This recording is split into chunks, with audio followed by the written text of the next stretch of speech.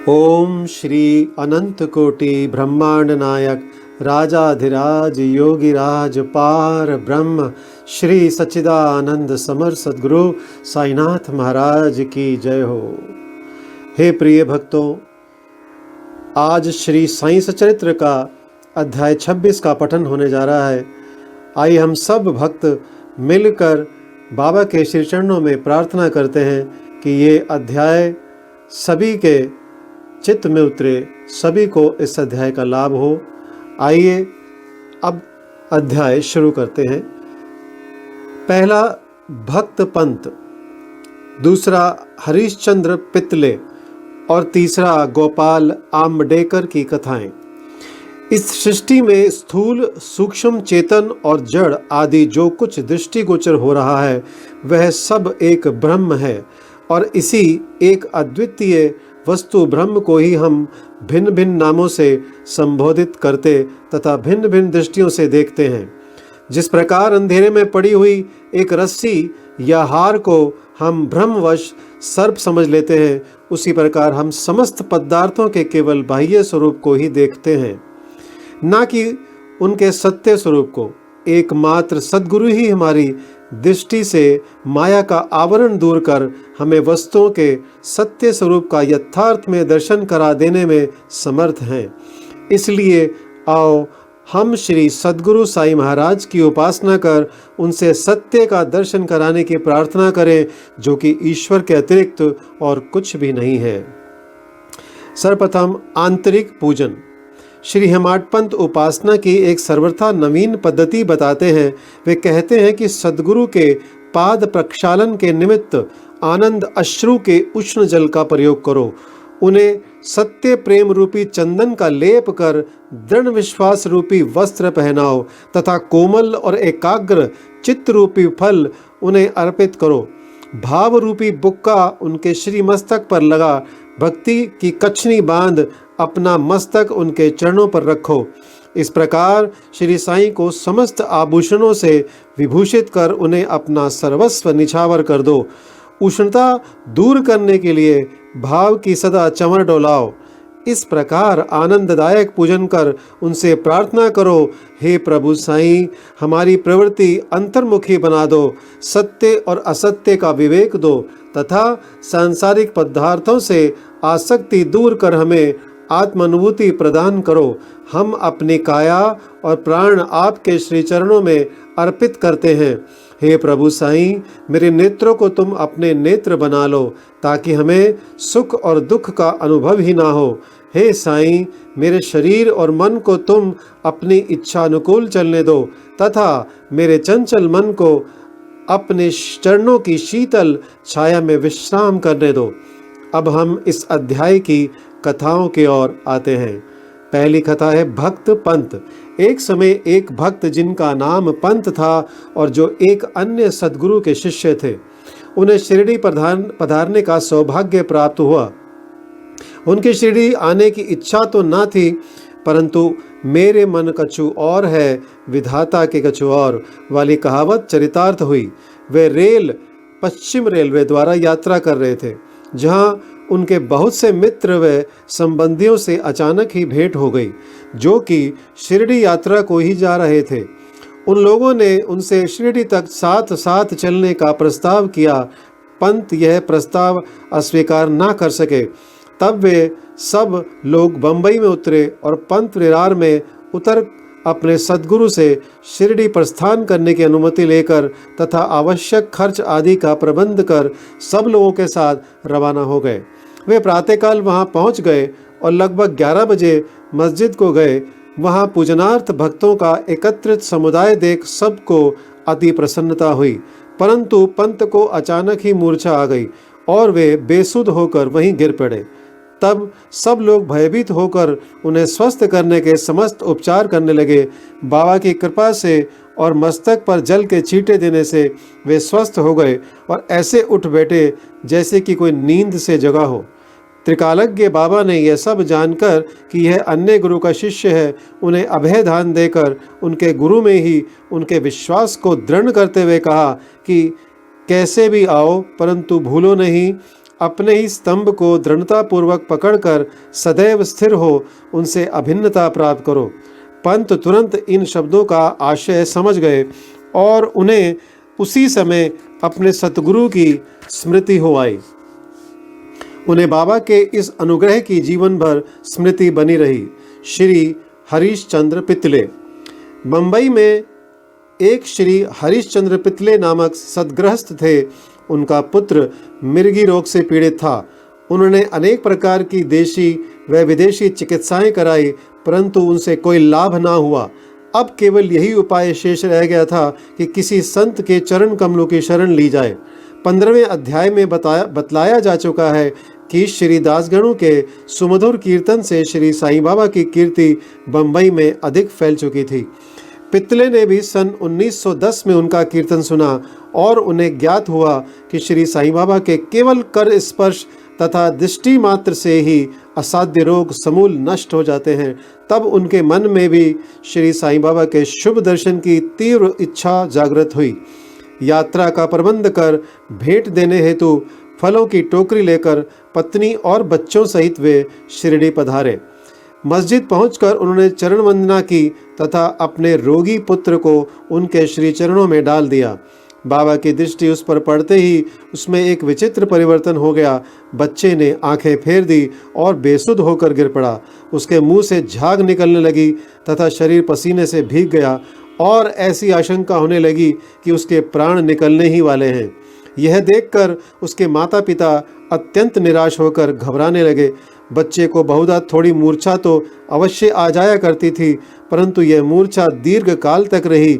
माता की आंखों से आंसुओं की धारा बह रही थी और वह दुख ग्रसित हो आंतरनाद करने लगी कि मैं ऐसी स्थिति में हूँ जैसे कि एक व्यक्ति चोरों के डर से भागकर किसी घर में प्रविष्ट हो जाए और वह घर ही उसके ऊपर गिर पड़े। तब बाबा ने सांत्वना देते हुए कहा कि इस प्रकार प्रलाप ना कर धैर्य धारण करो। बच्चे को अपने निवास स्थान पर ले जाओ, वह आधा घंटे के पश्चात होश में आ जाएगा। तब उन्होंने बाबा के आदेश का तुरंत पालन किया। बाबा के वचन सत्य निकले। जैसे ही उसे वाड़े में लाए कि बच्चा स्वस्थ हुआ और पितले परिवार, पति पत्नी व अन्य सब लोगों को महान हर्ष हुआ और उनका संदेह दूर हो गया। श्री पितले अपनी धर्मपत्नी सहित बाबा के दर्शन को आए और अति विनम्र होकर आदरपूर्वक चरण वंदना कर पाद सेवन करने लगे। मन ही मन वे बाबा को धन्यवाद दे रहे थे। तब बाबा ने मुस्कुरा कर कहा कि क्या तुम्हारे समस्त विचार और शंकाएं मिट गई? जिन्हें विश्वास और धैर्य है उनकी रक्षा श्री हरि अवश्य करेंगे। श्री पितले एक धनाढ्य व्यक्ति थे, इसलिए उन्होंने अधिक मात्रा में मिठाई बांटी और उत्तम फल तथा पान बीड़े बाबा को भेंट किए। श्रीमती पितले सात्विक वृत्ति की महिला थी। वे एक स्थान पर बैठकर बाबा की ओर प्रेम पूर्ण दृष्टि से निहारा करती थी। उनकी आंखों से प्रसन्नता के आंसू गिरते थे। उनका मृदु और सरल स्वभाव देखकर बाबा अति प्रसन्न हुए। ईश्वर के समान ही संत भी भक्तों के अधीन हैं। जो उनकी शरण में जाकर उनका अनन्य भाव से पूजन करते हैं, उनकी रक्षा संत करते हैं। शिरडी में कुछ दिन सुखपूर्वक व्यतीत कर पितले परिवार ने बाबा के समीप मस्जिद में जाकर और चरण वंदना कर शिरडी से प्रस्थान करने की अनुमति मांगी। बाबा ने उन्हें ऊदी देकर आशीर्वाद दिया।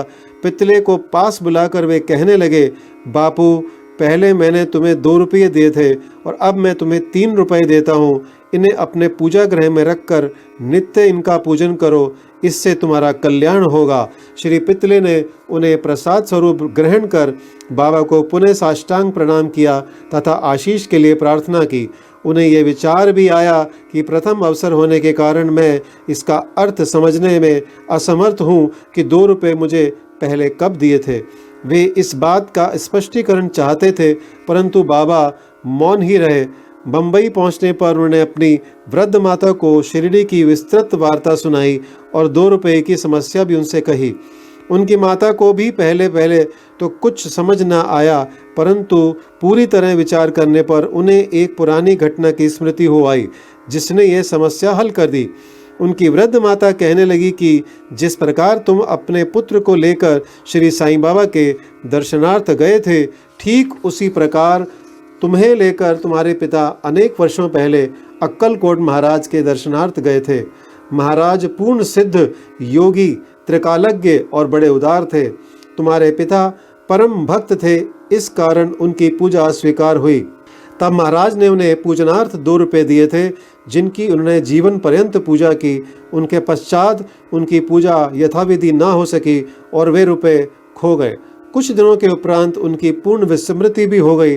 तुम्हारा सौभाग्य है जो श्री अक्कलकोट महाराज ने साईं रूप में तुम्हें अपने कर्तव्यों और पूजन की स्मृति कराकर आपत्तियों से मुक्त कर दिया है। अब भविष्य में जागरूक रहकर समस्त शंकाएं और सोच विचार छोड़कर अपने पूर्वजों को स्मरण कर रिवाजों का अनुसरण कर उत्तम प्रकार का आचरण अपनाओ। अपने कुलदेव तथा इन रुपयों की पूजा कर उनके यथार्थ स्वरूप को समझो और संतों का आशीर्वाद ग्रहण करने में गर्व मानो। श्री साईं समर्थ ने दया कर तुम्हारे हृदय में भक्ति का बीजारोपण कर दिया है और अब तुम्हारा कर्तव्य है कि तुम उसकी वृद्धि करो। माता के मधुर वचनामृत का पान कर श्री पितले को अत्यंत हर्ष हुआ। उन्हें बाबा की सर्वकालज्ञता विदित हो गई और उनके श्री दर्शन का भी महत्व ज्ञात हो गया। इसके पश्चात वे अपने व्यवहार में अधिक सावधान हो गए। श्री आम्बडेकर, पुणे के श्री गोपाल नारायण आम्बडेकर बाबा के परम भक्तों में से एक थे, जो ठाणे जिला और जवाहर स्टेट के आबकारी विभाग में 10 वर्षों से कार्य कर रहे थे। वहां से सेवानिवृत्ति होने पर उन्होंने अन्य नौकरी ढूंढी, परंतु वे सफल न हुए। तब उन्हें दुर्भाग्य ने चारों ओर से घेर लिया, जिससे उनकी आर्थिक स्थिति और भी अधिक दयनीय हो गई। ऐसी परिस्थिति में उन्होंने 7 वर्ष व्यतीत किए। वे प्रतिवर्ष शिरडी आते और अपनी दुखदायी कथा वार्ता बाबा को सुनाया करते थे। सन 1916 में तो उनकी स्थिति और भी अधिक चिंताजनक हो गई। तब उन्होंने शिरडी जाकर आत्महत्या करने की ठानी। इसलिए वे अपनी पत्नी को साथ लेकर शिरडी आए और वहां 2 मास तक ठहरे। एक रात्रि को दीक्षितवाड़े के सामने एक बैलगाड़ी पर बैठे बैठे उन्होंने कुएं में गिरकर प्राणांत करने का और साथ ही बाबा ने उनकी रक्षा करने का निश्चय किया। वही समीप ही एक भोजनालय के मालिक श्री सगुण मेरू नायक ठीक उसी समय बाहर आकर उनसे इस प्रकार वार्तालाप करने लगे कि क्या आपने कभी श्री अक्कलकोट महाराज की जीवनी पढ़ी? सगुण से पुस्तक लेकर उन्होंने पढ़ना प्रारंभ किया। पुस्तक पढ़ते पढ़ते वे एक ऐसी कथा पर पहुंचे जो इस प्रकार थी। श्री अक्कलकोट महाराज के जीवन काल में एक व्यक्ति असाध्य रोग से पीड़ित था। जब वह किसी प्रकार भी कष्ट सह ना सका तो वह बिल्कुल निराश हो गया और एक रात्रि को कुएं में कूद पड़ा। तत्क्षण ही महाराज वहां पहुंच गए और उन्होंने स्वयं हाथों से उसे बाहर निकाला। वे उसे समझाने लगे कि तुम्हें अपने शुभ अशुभ कर्मों का फल अवश्य ही भोगना चाहिए। यदि भोग अपूर्ण रह गया तो पुनर्जन्म धारण करना पड़ेगा।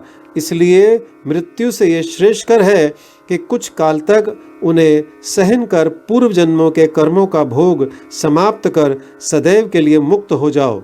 यह सामयिक और उपयुक्त कथा पढ़कर आम्बडेकर को महान आश्चर्य हुआ और वे द्रवित हो गए। यदि इस कथा द्वारा उन्हें बाबा का संकेत प्राप्त ना होता तो अभी तक उनका प्राणांत हो ही गया होता। बाबा की व्यापकता और दयालुता देखकर उनका विश्वास दृढ़ हो गया और वे बाबा के परम भक्त बन गए। उनके पिता श्री अक्कलकोट महाराज के शिष्य थे और बाबा की इच्छा भी उन्हें उन्हीं के पद चिन्हों का अनुसरण कराने की थी। बाबा ने उन्हें आशीर्वाद दिया और अब उनका भाग्य चमक उठा। उन्होंने ज्योतिष शास्त्र के अध्ययन में निपुणता प्राप्त कर उसमें बहुत उन्नति कर ली और बहुत सा धन अर्जित करके अपना शेष जीवन सुख और शांति पूर्वक व्यतीत किया। श्री सद्गुरु साईनाथ प्रणमस्तु। शुभम भवतु। ओम साई राम।